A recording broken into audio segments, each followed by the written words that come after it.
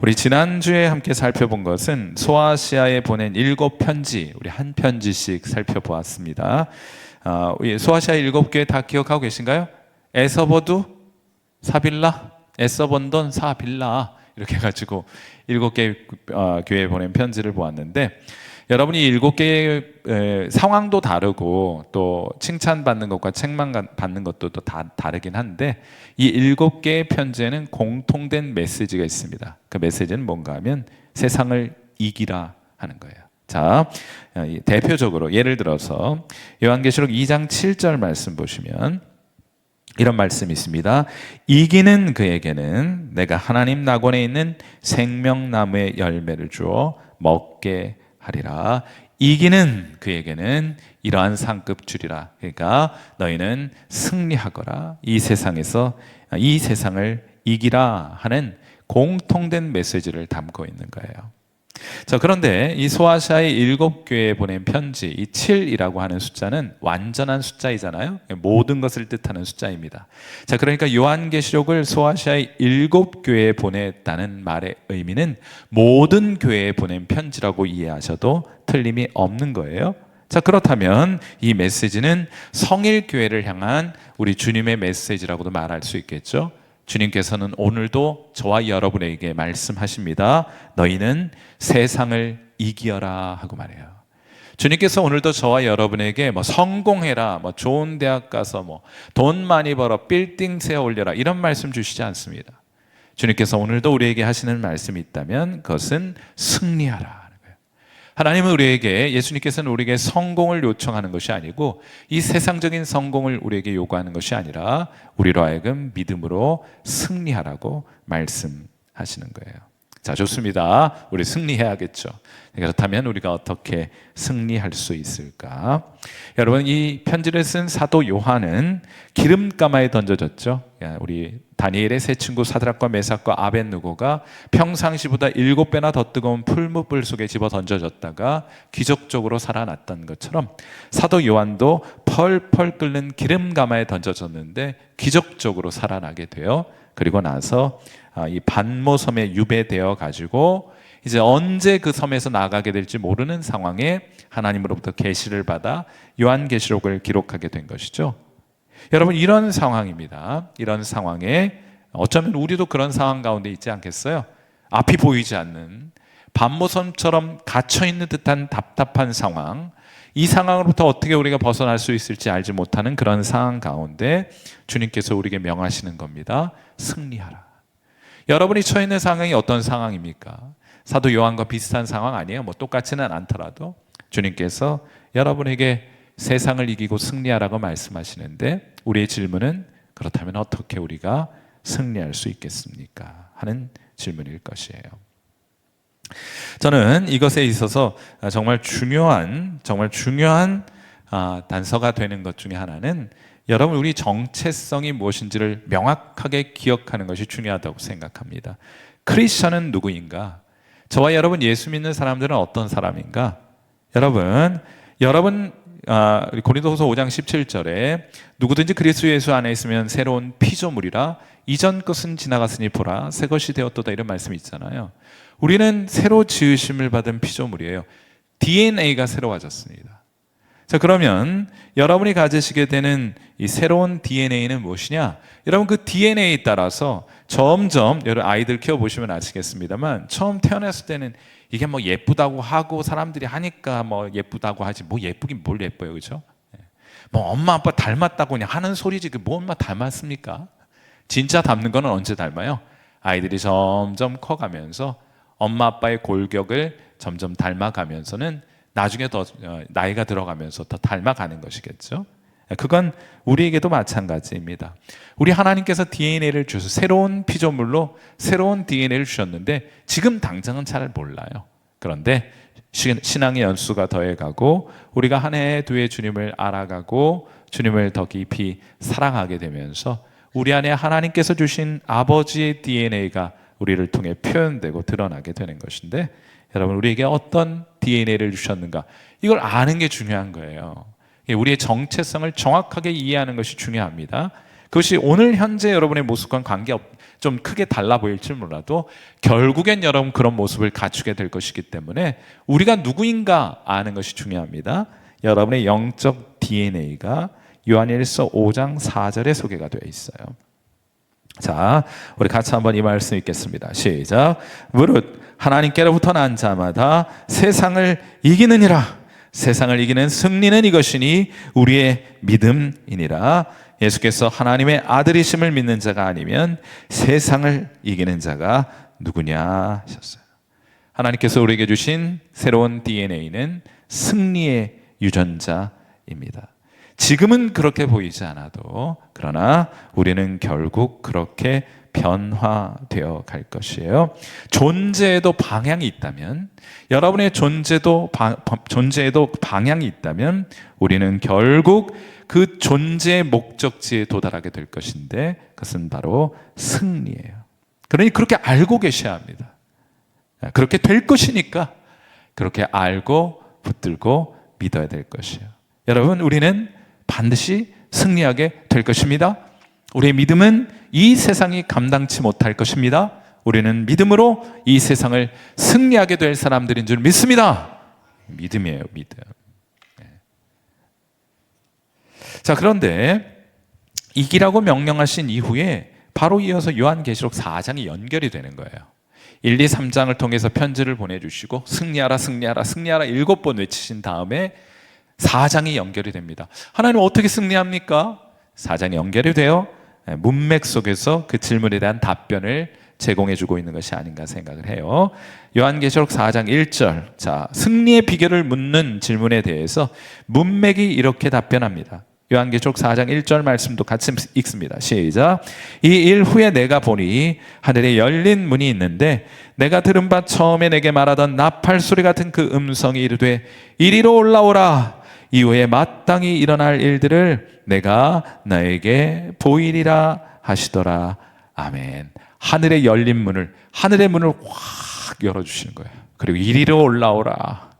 이리로 올라가 봤더니 거기에 무엇이 벌어지고 있습니까? 거기에 하나님을 예배하는 천상의 예배의 현장이 펼쳐지게 돼요. 사랑하는 성도 여러분, 성도가 어떻게 승리합니까? 예배를 통해 승리하게 되는 거예요. 이 크리스천의 DNA, 승리의 DNA라고 하는 것은 예배를 통해 발현되도록 되어 있다. 제가 책을 읽다 보니까 유전자에 관한 책을 읽다 보니까 유전자에도 스위치가 있대요. 스위치. 그래서 이게 유전자가 스위치가 이렇게 어떤 자극을 통해서 이게 켜지지 않으면은 감춰진 채로 발현되지 않습니다. 그런데 어떤 계기와 어떤 사건을 통해서 그 유전자의 스위치가 ON 하게 되면, 스위치가 ON 하게 되면 그 유전자가 발현된다는 거예요. 우리 안에 하나님께서 승리의 유전자를 주셨습니다. 여러분의 믿음은 이 세상이 감당치 못할 믿음이에요. 그런데 그 여러분에게 주신, 하나님께서 주신 그 새로운 유전자가 언제 스위치가 켜지느냐? 어디에서 켜져요? 여러분이 예배의 자리에 서게 될 때, 그리고 그곳에서 하나님을 대면하게 될 때 여러분 안에 잠자고 있는 승리의 유전자의 스위치가 켜지게 되는 겁니다. 여러분, 이 사도 요한이, 제가 이제 이 처음 알게 되었을 때 굉장히 놀라웠어요. 아, 성도의 승리의 비결은 다른 데 있는 것이 아니고 무슨 세미나 뭐 이런 게 있는 게 아니고요. 어디 있다고요? 예배에 있다. 이 예배, 그렇다면은 예배란 무엇이냐? 이 요한계시록 4장이 그 문맥을 잘 이해하시면은 예배가 무엇인지를 정확하게 알 수 있는데, 여러분, 사도 요한이 열린 문을 통해서 저 천상의 예배에 참여하게 되었을 때 가장 먼저 그의 눈에 띄었던 것은 바로 저 하늘 중앙에 보좌가, 높은 곳에 하나님의 보좌가 있고 그 보좌에 앉으신 이를 사도 요한이 보게 됩니다. 온갖 보석으로 보좌에 앉으신 이를 묘사하게 되는데, 요한계시록 4장 3절, 앉으신 이의 모양이 벽옥과 홍보석 같고 또 무지개가 있어 보좌에 둘렀는데 그 모양이 녹보석 같더라. 온통 보석으로 하나님을 비유합니다. 이 세상에서 사도 요한이 알고 있는 가장 값진 것이 뭐예요? 보석이거든요. 그러니까 하나님을 보석 외에 다른 것으로, 무엇으로 비유할 수 있겠습니까? 그러니까 사도 요한이 천상의 예배에서 발견한 것은 하나님인데, 그 하나님은 어떠한 하나님이냐? 보배로우신 하나님을 발견하게 된 거예요. 여러분, 예배는 그 외에 다른 것이 아니에요. 예배는 어떤 퍼포먼스가 아닙니다. 누가 나와서 노래를 하고, 누가 나와서 설교 연설을 하고, 누가 나와서 멋진 언어로 기도를 하고, 누가 나와서 드라마를 하고, 누가 나와서 웅장한 성가대의 찬양이 있고, 그런 퍼포먼스가 예배가 아니에요. 예배는 무엇입니까? 하나님의 보배로우심을 발견하는 것부터 시작되는 것이 예배예요. 그게 없다면 아무리 화려한 조명과 아무리 멋진 퍼포먼스가, 종교적인 퍼포먼스가 진행된다 할지라도 그는 예배 드린 것 아닙니다. 예배의 본질은 하나님의 보배로우심을 발견하는 것으로부터 시작하기 때문이에요. 하나님 참 보배로우신 분이구나. 그래야 예배를 정의하라고 한다면 하나님의 보배로우심을 발견하여 깜짝 놀라는 게 예배예요. 감격하는 게 예배입니다. 하나님의 보배로우심을 발견하고 감탄하고 감동하는 것이 예배입니다. 그렇게 불러지는 찬양이 하나님께 합당한 찬양이 되는 것이고, 그 보배로우심을 발견하는 사람들에게서 자연스럽게 흘러나오는 기도가 하늘에 상달되는 기도가 되는 것이에요. 멋진 글 써가지고 사람들 앞에서 듣기 좋은 언어로 기도문을 읽는다고 해서 그게 기도되는 것 아닙니다. 하나님의 보배로우심에 대한 발견이 없는 찬양은 그냥 노래일 뿐이에요. 인간적인 노래일 뿐이에요. 그냥 사람들이 읊어대는 종교적인 문구일 뿐입니다. 하나님의 보배로우심을 발견하는 것, 이것이 예배의 시작이에요. 사도 요한은 천상의 예배에서 가장 먼저 하나님의 보배로우신 하나님을 발견하게 되는데, 얼마나 놀라운 발견이어야 하느냐, 어느 정도로 깜짝 놀라야 하느냐. 제가 이제 언제 소개해드린 것처럼 노래방 기기, 요즘 코인 노래방도 있는데 코인 넣으면은 노래가 흘러나와요. 500원 넣으면 예를 들면 30분 나와요? 안 가봐서 잘 몰라요. 얼마 나옵니까? 1,000원 넣으면 얼마 나와요? 그러니까 대충 할게, 안 가봐서 모르는데 500원 넣으면 5분 나온다 칩시다. 그러면 1,000원 동전 2개 넣으면 10분 흘러나온다고 해요. 그러니까 그 기계에 얼마를 집어넣느냐, 얼마의 가치의 돈을 집어넣느냐가 그 기계로부터 흘러나오는 노래의 길이를 결정하게 되죠. 그거는 사람도 마찬가지예요. 우리의 영혼도 마찬가지예요. 우리의 영혼에 얼마나 가치 있는 것을 집어넣느냐, 그 가치 있는 것을 집어넣는 것의 가치에 따라서 우리의 영혼에서 흘러나오는 노래의 양이 결정이 되는 거예요. 여러분, 연애할 때 얼마나 흥얼거리고 다녔습니까? 사실 미쳤다 그랬잖아요. 그렇죠? 길거리 다닐 때, 연애할 때 그 좋은 게 우리 영혼 안에 들어왔으니까 길거리 다니면서도 흥얼거리면서 노래하는 거예요. 안 하셨어요? 했잖아요. 휘파람 불고 다니고. 그때 는 휘파람 실력을 아직도 제가 가지고 있는 거 아니에요. 노래하고 흥얼거리고, 괜히 그냥 보면서 길거리 가는 사람들 보고 흥얼거리게 돼요. 왜요? 좋은 게 내 안에 들어왔거든요. 지금은 어떻습니까? 노래 잘 안 나와요? 가치가 좀 떨어졌나? 그런데 여러분, 이 천상의 존재, 하나님 보좌에 가장 가까이 있었던 네 생물과 24장로가 하나님을 찬양하는 모습을 한번 보세요.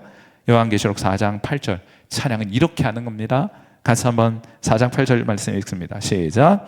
네 생물은 각각 6날개를 가졌고 그 안과 주에는 눈들이 가득하더라. 그들이 밤낮 쉬지 않고 이르기를 거룩하다 거룩하다 거룩하다 주 하나님 곧 전능하신 이여, 전에도 계셨고 이제도 계시고 장차 오실 이시라. 이들은 얼마나 하나님을 찬양합니까? 밤낮 쉬지 않고 하나님을 찬양해요.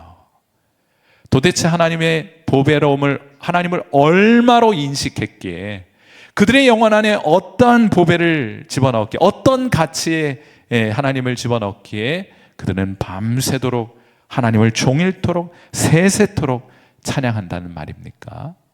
놀랍지 않습니까?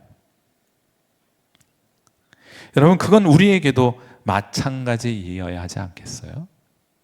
제가 제일 우려하고, 저도 테스트를 하고 있는 거예요. 저 이제 93년도부터 예수님을 믿게 되었는데, 93년도부터 시작해서 지금 2025 25년까지 제 자신의 신앙을 더듬어 보는 겁니다. 여러분도 마찬가지로 여러분의 신앙을 한번 더듬어 보세요. 처음 주님을 알게 됐을 때 발견한 보배로움이 있죠. 지금은 어떻습니까? 지금부터 몇 년 전이에요. 한 30년 전에 내가 발견했던 하나님의 보배로움은 지금 내가 알고 있는 하나님의 보배로움과는 비교되지 않아요. 신앙은 점점 더 풍성해지고 깊어지고 더 무거워지는 것이, 우리의 찬양은 더욱더 풍성해지는 것이 정상입니다. 정상. 여러분의 신앙도 마찬가지입니까? 아멘이세요? 이전보다 지금의 신앙이 더욱더 뜨겁고 주님을 향한 사랑은 더욱더 간절하며 여러분의 주님에 대한 보배로움은 그 가치는, 보배로움에 대한 가치는 점점 승하여져 가고 계십니까? 그게 정상이에요. 정상. 아니면요, 잘못된 거예요. 연세가 들어갈수록 하나님을 향한 사랑은 몸은 많이 노쇠하게 되겠고 아픈 데도 많고 하겠지만 우리의 심령만큼은 하나님을 더 뜨겁게 사랑하고 더 뜨겁게 찬양하게 될 것입니다. 아멘이시죠? 그 목표하셔야 돼요. 추구해 가셔야 돼요. 그것을 발견해 가셔야 합니다. 제가 참 좋아하는 찬양 가운데 찬송가 315장에 이런 가사 있어요. 내 주 되신 주를, 참 이거 잘 아시죠? 내 주 되신 주를 참 사랑하고, 반주도 해줘요? 우리 다시 한번 해봐요. 그에게 죄를 다 고합니다.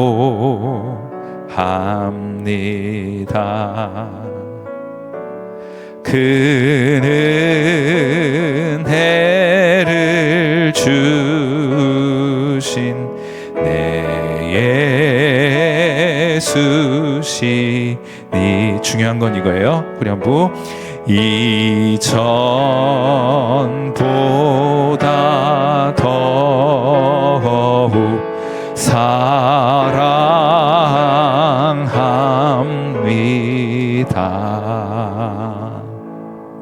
여러분, 이 찬양의 고백이 저와 여러분의 찬양 되기를 바라고, 우리가 이 찬양을 통해 또 확인하는 것처럼 우리 주님은 이전보다 더욱더 사랑하게 되는 분, 이전보다 더 보배로움을 발견하게 되는 분이 되는 줄 믿습니다.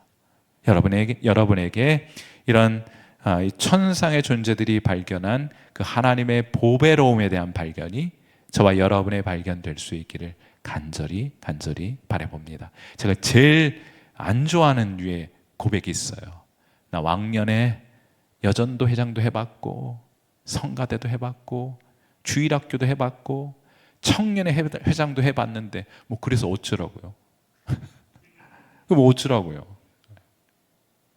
네. 그때와는 비교할 수 없도록 더 풍성한 은혜를 발견하는 것이 우리의 신앙의 본질이 되는 줄 믿고 그것이 여러분의 신앙 될 수 있기를 바랍니다. 결론적으로 여러분, 예배를 사모하십시오. 뭐 다른 것 하세요. 다른 것도 하시고 뭐 다른 것도 다 열심히 하시고 배우고 세미나도 가고 뭐 여러 가지도 다 하시는데, 제가 알고 우리의 승리의 유전자가 켜지는 것은 예배이니 그에 못지않게 예배의 승부를 거시는 여러분 되시기를 축원해 드립니다. 하나님의 그 예배를 통해서 하나님의 보배로우심을 발견하는 여러분 되기를 바라고, 이 세상이 빼앗지 못할 믿음을 소유하는 여러분 되시기를 바랍니다. 찬양을 드리고 여러분의 시간을 드리고 물질을 드리고 재능을 드려서 하나님을 섬기는 일이 여러분의 기쁨이 될 수 있기를 바라고, 하나님께서 하늘에 영원히 썩지 않을 복으로 우리를 축복해 주실 것을 기대하는 마음으로 신바람 나게, 좀 신앙은 신나는 거 아니겠어요? 신바람 나게 주님을 섬겨가시는 여러분 되시기를 바랍니다. 그리하여 우리는 이 세상을 겨우겨우 이겨가는 사람들이 아니라 겨우겨우 이렇게 말도 안 나오네요. 이겨가는 사람이 아니라 우리는 이 세상을 넉넉히 이기는 자로 살아가게 될 것입니다. 그렇게 살고 싶어요. 그것은 예배의 자리에서 전문 용어로 쇼부가 나는 것이니 예배에 승부를 거시는 저와 여러분 되시기를 주님의 이름으로 축원해 드립니다. 우리 함께 기도하도록 하죠. 자, 우리 음악 들으면서 함께 기도하죠. 먼저 하나님, 우리의 예배가 회복될 수 있게 해주옵소서. 예배는 하나님의 보배로우심을 발견하는 것으로부터 시작하고, 그리하여 우리가 발견한 그 보배로우신 하나님 때문에 감탄하고 감격하는 일들이 우리 안에 회복되어야 할 것입니다. 어떤 분이 오늘 이번 주에 교제한 한 분이 예배에 눈물이, 주체할 수 없는 눈물이 흐르게 되었노란 그런 고백을 하셨는데, 어쩌면 우리의 눈물이 회복되어야 하는지 모르겠어요. 하여 우리 하나님을 새롭게 발견하고 그 하나님께 또 감격하고 또 감탄하고 또 놀라는 일들이 예배의 자리마다 있게 해주시기를 바라요. 승리의 DNA에 스위치가 켜지게 되는, 그래, 이 세상이 감당치 못할 믿음으로 우리 이 세상 승리하며 살아가는 일들이 있도록 여러분을 위해서 기도하시고요, 여러분의 예배의 회복을 위해서 기도하시고, 우리 성일교회의 예배가 이런 하나님의 거룩한 임재가 있는 예배가 될 수 있도록 우리 이 시간 예배를 위하여 함께 기도하는 시간 같습니다. 기도하겠습니다.